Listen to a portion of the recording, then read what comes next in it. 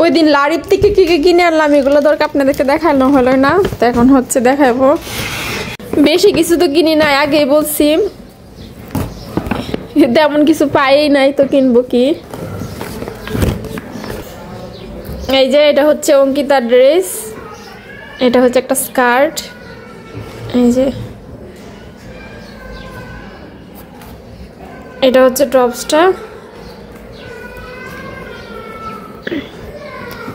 আর এটা এই যে নিচের স্কার্টটা, কালারটা সুন্দরই, আর এই যে ওড়নাটা।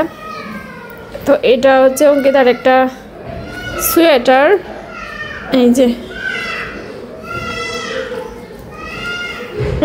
ফুল হাতা এদিক দিয়ে দিয়েছে। আর হচ্ছে এটা হচ্ছে আমার 3 পিস,